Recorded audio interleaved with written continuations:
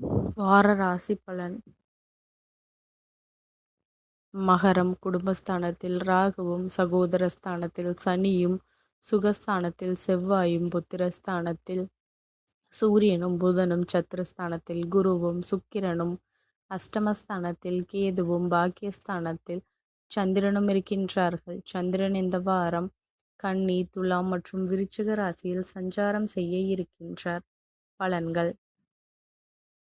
எதிர்பாராத சில அலைச்சல்கள் மூலம் உடல் சோர்வு ஏற்பட்டு நீங்கும்.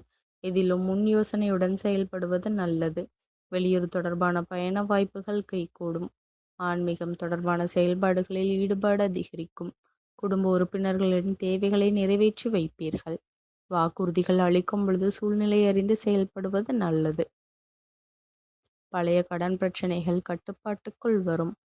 புதிய ஒப்பந்தங்கள் மூலம் வியாபார பணிகளில் முன்னேற்றம் உண்டாகும். குடும்ப உறுப்பினர்களிடம் சிறு சிறு கருத்து வேறுபாடுகள் ஏற்பட்டாலும் சாதகமான சூழ்நிலைகள் பின்னாளில் ஏற்படும். எந்த ஒரு செயலையும் தன்னிச்சையாக செய்து முடிப்பீர்கள். பழக்க வழக்கங்களில் மாற்றங்கள் காணப்படும். வழிபாடு.